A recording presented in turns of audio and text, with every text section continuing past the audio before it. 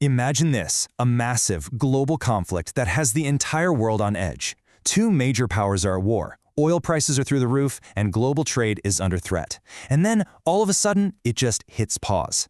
That's pretty much what seemed to happen in April of 2026. But as we're about to see, the real story is way more complicated. And that brings us to the big question, right? The one hanging over this whole situation. Was this a genuine attempt at peace? A real chance for diplomacy to finally do its thing?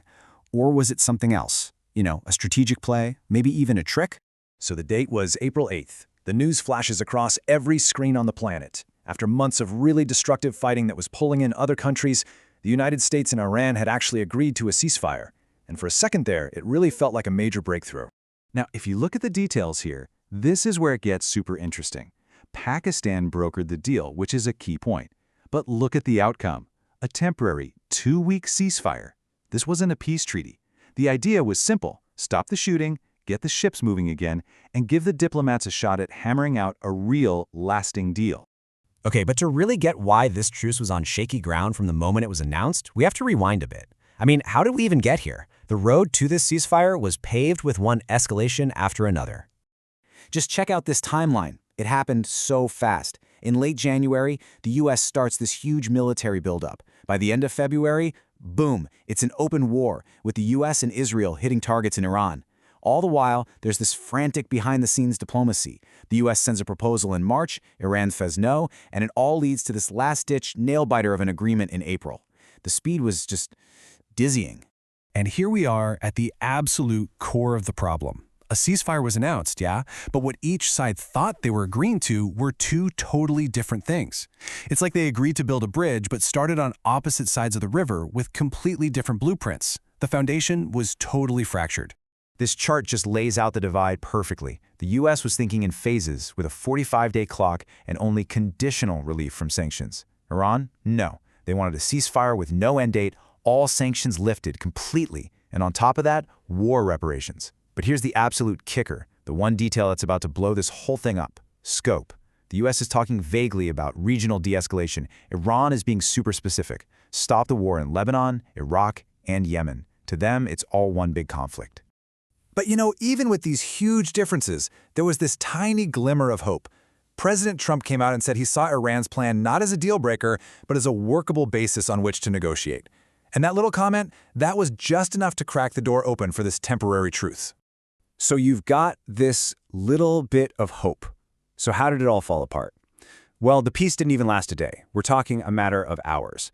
And it all blew up over that one critical issue we just mentioned: Lebanon. First, the announcement comes from the mediator, Pakistan's prime minister. And he's crystal clear. He says the ceasefire covers all fronts. And then he even spells it out, including Lebanon. To the rest of the world, that sounds pretty comprehensive, right? But then, almost immediately, a completely different story emerges. Israeli Prime Minister Benjamin Netanyahu makes a blunt statement. The ceasefire does not include Lebanon.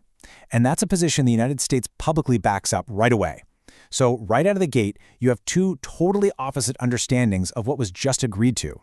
And this wasn't just a war of words. Not at all. Actions followed, and they followed fast.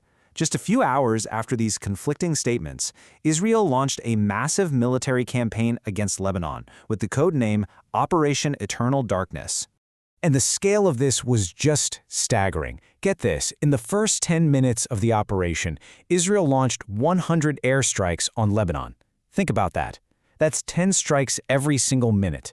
This was not some minor border clash. This was a clear, massive, and overwhelming violation of the ceasefire as Iran and Pakistan saw it. So how does Iran respond? Well, they hit back where it hurts the entire global economy. As retaliation for the attacks on their ally, Tehran threatened to shut down traffic through the Strait of Hormuz. You know that little waterway where a huge chunk of the world's oil comes from? So all of a sudden, a regional fight has massive global consequences. So, with the ceasefire basically in shreds just hours after it began, how did the rest of the world take it? Well, the international community was pretty much split right down the middle, between a little bit of hope and a whole lot of skepticism. And you can see that split right here. The UN and the EU said, great, a ceasefire, but immediately pointed to the Lebanon problem with deep concern.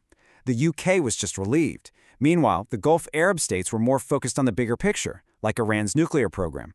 You had a world that was desperate for peace, but could see all the signs that this deal was already toast. Maybe the most telling description of all came from inside the U.S. administration itself.